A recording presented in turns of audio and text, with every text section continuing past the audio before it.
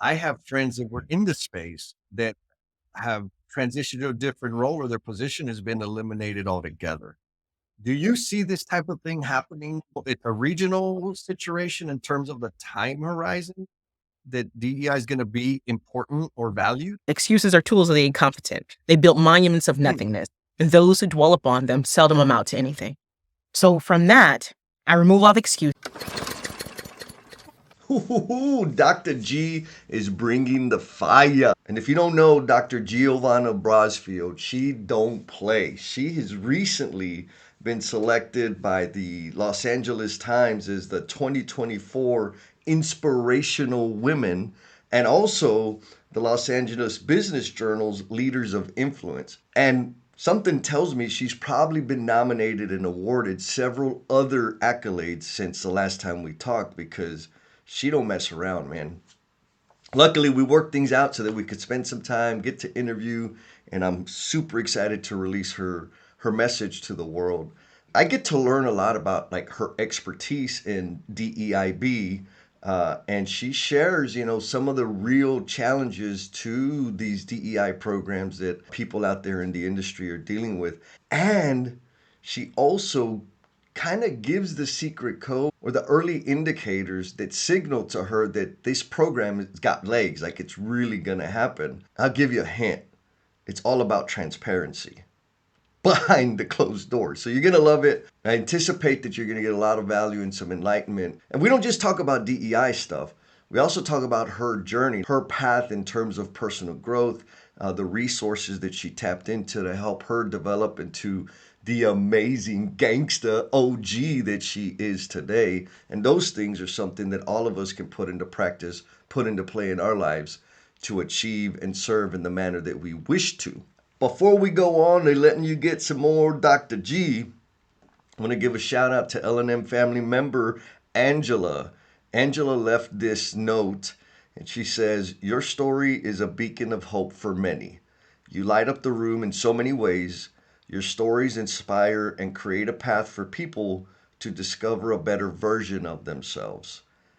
What you are doing for construction and helping companies truly see their people is incredible. Keep it up." Angela, yes, ma'am, I will absolutely keep it up.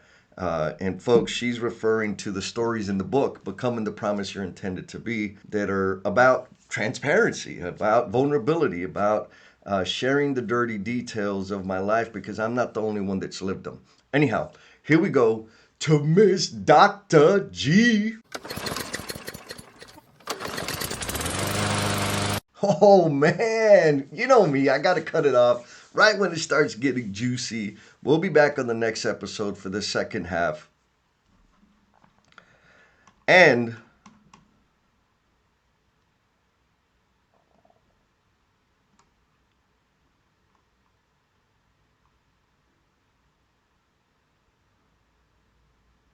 oh man, what'd you think about that poem? You got it twice, and it's like, damn, reality check.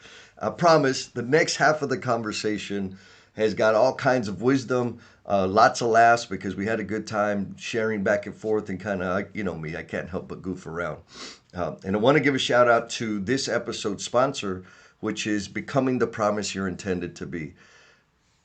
If you or somebody you know is in the grips of addiction or in the grips of self destructive behavior, that book is intended to help give you hope and give the individual that's struggling with the issues some hope.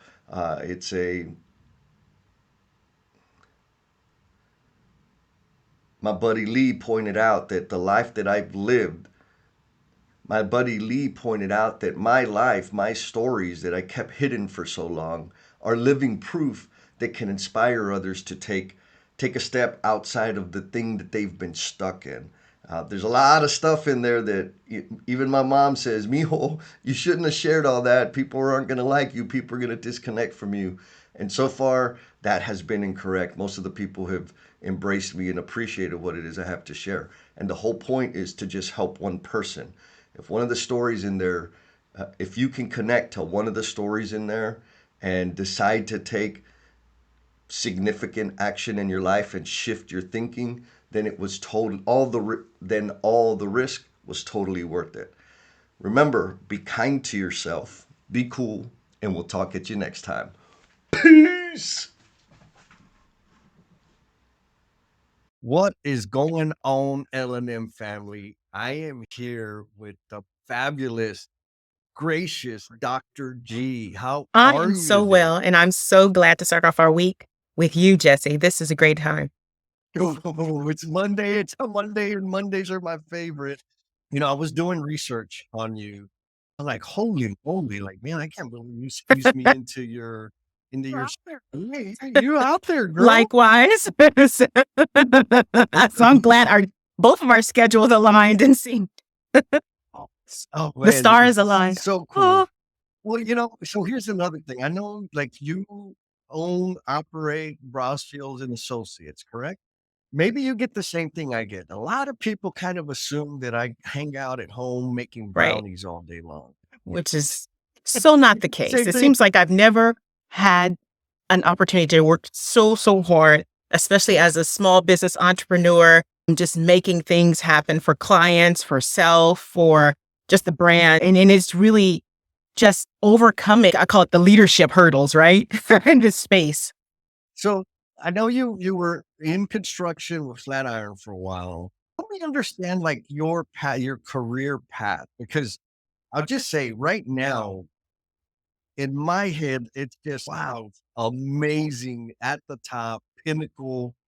And has it always been like that for you? What was the path, and what were the learnings and lessons you had along the way?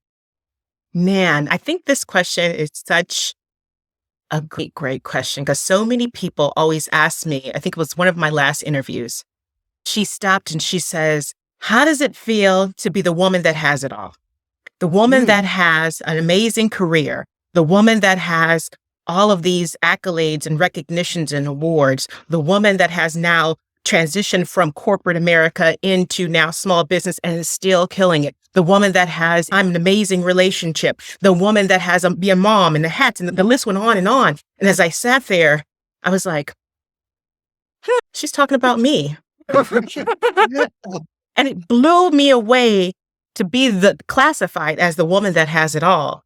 But what mm, happens is so far behind the smile, I call it, yeah. which is the aha moment, is people don't know I have a huge tribe, a board of directors that helped me show up in my present state, helps me stay strong in the face of adversity, helps me think about perspective and really come into my whole authentic, transparent self.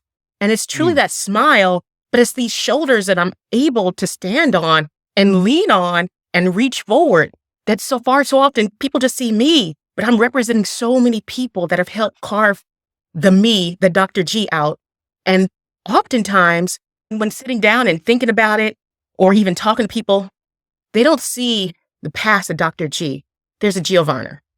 There's a Giovanna mhm. Brosfield who has all these flaws, who has a story very much like challenges in life. Like, I love that you share your journey with others Mm, so they can see the whole picture. They see you today and they're like, wow, he's fabulous. But you're like, hey, I've had yeah. faced with all kind of challenges that I've overcome, that I'm working on, that I'm still improving. And that same journey goes for me too. And it's okay. It's a beautiful thing to have so many people holding you up, your tribe, that allows you to be uniquely made and beautifully shown up. Oh, I love it. Okay. So the woman that has it all, I love it. Did that always have your attention? If you go back to university before you entered the workforce, was it like, okay, I'm going to be the woman that has it all? And right now I'm the young woman that has it all, and I'm just going to stay on that path. Man. Oh, it actually started from adversity. How I ended up in construction was just by raising my hand. I was really good at policy. I was focusing on my dissertation. I ended up having two. That was not my objective at all. But I had, Wow, girl, yeah. So one was very challenging, and I ended up starting another program at the same University of Laverne. And from there, okay. got released from one chair, circled back, ended up adding on to the body of knowledge in educational policy, and decided to get approval to finish both of them at the same time, same academic year. Wow. And so I thought because of that journey, I would really focus on looking at high school exit exams for Black and Brown Hmm. students. And from that effort, there's like, hey, you're good at policy. I want you to really look at DBE certifications and help our smaller businesses get certified so they can do business with the state of California. From there, Okay. did exceptionally well, got hired on it with the contractor after I was consulting in 2004 in this space, brought on it with the contractor, manage a couple of their technical assistance programs, their outreach strategy, their inclusion, and then continuing to progress towards the higher ranks of compliance, mitigation of risk, looking at overall strategy when it came to inclusion from workforce, small business, youth engagement, charitable giving, social impact. The list goes on and on. Yep. But Yep. more so, how are those dollars being allocated to the bottom line, which would be the stakeholders at the community level? And it was interesting enough as it faced, our country was at such a pivotal point in 2020. Unfortunately, what was going on in our community, people were calling out for more, calling out for belonging, inclusion. And I kept getting calls from many different executives. And we're talking about CEOs, senior VPs, executive VPs about what are we going to do about inclusion? How does this really Yeah. work? How long is this going to be around? What are we going to do for our people and our teams in different companies? So from there, I started to raise heart and mind first to jump out there Mhm. and really help multiple companies when it comes to inclusion. And that's where I revisited the jumping back out as a small business owner to help a magnitude of companies in this space of inclusion, belonging. And also now it's employee resource groups. So I do speeches, keynotes, employee resource group trainings. And of course, my favorite baby is I've been tapped on the shoulder by the $1 billion projects to really think about Yeah. strategy for these large infrastructure projects and bringing teams and people together. So you mentioned how long is this going to last? Yeah, And people ask that. it's interesting because I have here local in Texas, because we're our own universe, right? I have friends that were in the space that have transitioned to a different role or their position has been eliminated altogether. Do you see this type of thing happening? It's a regional situation in terms of the time horizon that DEI is going to be important or valued? There definitely is a huge political push to dissolve efforts. This has been Ah, around since the 60s. It has not been something new. I think that's where the hard part of the conversation starts, is most people think, oh, since George Floyd, here we are, and this is what it is, and it's more this one situation. I'm like, no, these policies and practices and theories and methodology, that's the bigger part. The theories and methodologies have been around since the 60s, if not before. In our now, these programs are not going to dissolve. They're transforming of what they look like, because now we came to a point where everyone was all in. Everyone wanted to do it. Everyone wanted to have an ERG. Everyone yep, wanted to yep. have a DEI program and inclusion. But how are they sustaining that? What does that really look like? Do they have someone that they've brought on as a practitioner like myself to really help them elevate the conversation? Think about long-term strategy, linking into their KPIs or even their strategic plan for whatever year, but having it something that changes the organizational culture. That's where the huge problem is. So you have these political attacks. Going back to your question, there's so many different political attacks that are happening right now on inclusion. There's policy, but there's also the other side where there's new organizations, these public agencies saying we can do more. At the federal level, there's programs that are being rolled out to have an X% of dollars that are from infrastructure being inclusive for neighborhoods, for programs for small businesses. So there's the offset of that too. Where will we end up? I think that we're going to continue to have this momentum behind DEIB programs because employees are calling out. They're calling out to be included. We have a younger generation that is coming in who want to see these programs in order to stay at these organizations. They want to see these type of programs and how committed organizations and organization leaders are to DEIB. And so in terms of commitment, what are like the ingredients that you recognize or maybe even look for in leaders or organizations that indicate to you that this is going to be a sustainable effort with minimal friction? I look for the honesty and transparency. So I Mm. love my closed door conversations. Those closed Ah, door conversations get to the real root. Where really are they on the totem pole? How inclusive do they want to be? And mm, I think that honest, truthful, transparent conversations allows me to do a better job at what I'm doing. rather than come up with this amazing program and I'm excited about it. And they're like, Dr. G, and I can't figure out why there's resistance, right? Because I've done that one before too, where I'm like, I have this amazing program that's going to cost very minimal. This is your budget. It aligns with all these things. The stars align over here. We have people to roll it out, but yet I can't figure out why we're not moving forward. Because you're not all in. You're not bought in. So again, closed door conversations first and foremost, because everyone's at a different starting point. I think one of my clients came to me and they're like, Dr. G, we want that program. I know they had to ask for my reference list, different projects I've worked on. So I had to show that for the particular consideration of what I was working on. They were like, okay, great. You worked with them on this. And they said you did an amazing job. We want that program here. Just do it cookie cutter. It should be cost savings. Cookie cutter cost savings. And I'm like, one, that client is 10 years with their DEIB program. You are rolling out your DEIB program. So the type of strategy and the conversations and the branding and marketing and the buy-in is night and day experience. And they're like, I need you to just do it fast, Dr. G. And I'm like, either we're looking for a check mark or we're looking for a sustainable long-term impact. Because I wish I was like, I'll take that money. But I was like, no, you can't. I'll take your money. You want to check mark? No, but I end up not working with that. That's the appropriate thing to do because it's better for you and them in the long run. I've heard one guy say, the thing about consultants is they don't have skin in the game. And I'm like, bro, if you don't experience the value that we made the deal on, right? Not only are you going to be frustrated, but you're going to tell everybody you know about me not delivering the value that I promised. Right. So I absolutely have skin in the game, and we are better served in saying, thank you. I'm not the right person for you. So what does it feel like to say that? Well, I think about the good old days when every 2 weeks my check was in the bank and my bonus. So it's interesting conversations, but I have to be very real with clients, knowing that I want them to grow. That's my ultimate desire is I want them to grow, get strong, I'm truly changing their organizational culture and being more. So I use that real conversation, but also the part that they're talking about, that skin in the game for consultants, it often happens because they're not transparent, right? They're not honest. They don't tell us the whole big picture when they're doing business with us. They're like, you only get to see this little small window piece. You don't get to see the whole square in the Zoom. Oh, yeah. It's a small little piece. I like that. I have one rule usually when I'm working with people, and it's no bobbleheads. What I mean by that, you think of bobblehead, they just nod their head, they say yes, and they're polite, yes, yes. But then they go around the corner and start undermining all the efforts that were made in the room. Yep. So for me, that's like the most dangerous thing.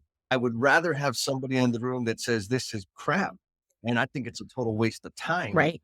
Awesome. I know where you at, you know where I'm at. Right. And to figure that, how do we close that gap or come to and walk away? But keeping it a secret is the worst thing that can happen. You agree? Agreed. Absolutely agreed. So have you ever had a situation where you're supporting a team or an organization that has been kind of plain soft and filled with bobbleheads, and then all of a sudden they decided to come to play? Not as a consultant. I'm like, on working with project teams, right? Where you have this amazing program you have to roll out, and then you can't get the traction and momentum behind it. And it's just not having the information's there, the data's there. You're showing the numbers and the different NAICS codes that you have the small businesses certified in. You have the zip codes of the economics of the community to bring in workforce. You have all this data, and it's just not getting momentum behind it. But they're like trying to move the project further along to say, we can't find them, we can't find them, we can't find them, we can't find them. And documenting every time, the documentation process. And you get halfway through, you're like, we have this, we have that. Or even anyone you recommend, it's not a fit. I've had that too. And you're like, we're contractually obligated to meet these criteria. So why are we still struggling in here? And that one, I don't know. I still haven't. Luckily, I don't have to deal with that anymore. But it's funny because a lot of folks in construction, we want the metrics, prove the value, blah, blah, blah. As long as it serves me. Yeah. If it surfaces a gap in what I need to be doing where I should be, it's not that important anymore. It's biased data. You ever hear that? Yeah, because the data is what the data is, and you can pull what you want to pull from the existing data to show your case. Yeah. Just like we can pull for data, we can pull opposition data. 100%. So you got how many PhDs? 6? I feel like I'm paying for 6. I mean, I only have 2. Holy shit. Oh my God. We got to cut this off. Only 6 PhDs. Jeez. Yeah, both earned hard work, Well, defended, I earned, believe- right? That's, from Laverne. So when you were an undergrad, had you already decided I am going to get a PhD? No, my undergrad was from Mount St. Mary's University, business administration, emphasis in marketing. I thought at that time I would, again, I was still interested in education. I never imagined really pushing my education to this magnitude. And I think it was at a point where I was like, I'm not ready to pay for the student loans. I'd rather invest in property. So in 21 years old, I'm investing in property. I'm like, I don't want to pay my loans. And I just kept enrolling. And then as I continued my education, I found my joy. I found something that brought me absolute joy, which is policy. And interesting enough, funny thing, I wanted to look at, in that before the educational dissertation, I was looking at interest group influence over air quality regulations. And I was studying particulate matters. And then I decided I was working at Nissan when they were here in Los Angeles and Gardena area. I decided I want to do that when they moved. I was like my anchor for that drive for particulate matter and carbon emissions. had left with Nissan. And so I just transitioned to education policy and then construction now, policy. Okay. But you were dabbling in you were invested in real estate. And now you have your own business. I heard you mention the word brand, which I definitely want to get into. But this entrepreneurial investment mindset, where does that come from? Oh, man. I think it's just pushing myself in a uncomfortable zone. That discomfort brings comfort because that's where the growth happens. Far too often, I was an advocating for small businesses, making sure that I had a voice in the room when we're talking about large billions and millions of dollars being allocated to the smaller firms, and those often overlooked or not included in some of the procurement opportunity. So the best way to learn and experience what they go through is to be in the driver's seat of the car. Got it. So in this space now, oh my gosh, I had to apologize to a few of the small businesses that I've helped over the years because I'm like, whoa, the things that I was telling you to do, the textbook stuff of it feels right, do this, to live it, oh man, wait on your invoice will be processed. 45 to 90, paid when paid. Oh, sorry, we messed up on your ACH numbers and keying it in. We'll get back to you in a week or so. Really? Is that what it is? That's happened to me. Oh my gosh. Or even this one, helping out a team member, a small business owner. You have your scope identified as a consultant. You have your scope identified, what you're supposed to do, contractually obligated. Then I saw someone else doing something else that wasn't up to par. So me, thinking I was corporate, I'm like, I'll help him. I'll help him with his work. I just did it. So when my operations manager looks at my numbers, she's like, hey, you exceeded a couple of hours here. What is this? I think, well, you see, she's like, you have a overrun. I do. What do you mean? You know you don't get paid for that. What? Small businesses do this? But I wouldn't trade it for anything. The experience, the journey, the growth even has been priceless. I mean, I have learned so much about myself in this uncomfortable state of growth. And this is just year 2. And I've had amazing clients. Oh my gosh, amazing clients from when the first day I cleaned up my office. I remember, am I going in the right direction? I love the company I'm working with. I love the project I was with at the time. And I'm like, I don't know about this, but I remember calling my first client and I was telling them, which is actually Procore. And I called and I talked to someone and I was like, hey, I'm doing a transition. And he's like, what, you're free? I said, yeah. He's like, Monday you will have a contract and you're going to help me with this executive leadership program. I need you to handle the DEI section and go. And I was like, done. Whoa. I don't even have an email address. Let me get my stuff together over the weekend. No. Oh, and I knew at that point it was confirmation I was going in the right direction. Yeah. Because people recognize the value, which takes us to brand. But I want to share or relate a story very similar. When I made my transition to start my own business, had breakfast with the guys I was working with previously. And they're talking about they need a facilitator for a leadership retreat, wah, wah, wah. And I'm like, man, I don't really know anybody that does that. And they're like, no, stupid. We're talking about you. Oh, then he says, man, send me an invoice and I'll have a check for you the day of the event. I said, bro, I don't even know how to send an invoice. Right. Slow down, man. I just quit my job. But like, again, tie that back to brand. And you mentioned it. There's something deeper than in this idea of brand that most people overlook or miss. And so, what is your brand, Dr. G, and how did you craft it? It's basically simple. Delivery. Joy of delivery. Just making sure that each and every person that I work with is excited about the outcome. So I just Yeah. remove all excuses. This is one of my biggest things. I remove all excuses and I try to have the positive outcome. So you think about everything that has to do in our industry. There's so many obstacles. There's so many hurdles. You have to think about things on the spot to come up with solutions to problems really fast. So rather than think about the excuses, one of my favorite poems is referred to excuses, like excuses are tools of the incompetent. They built monuments of nothingness, and those who dwell upon them seldom amount to anything.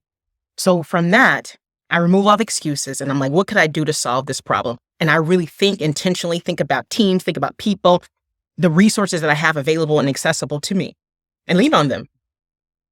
Wow.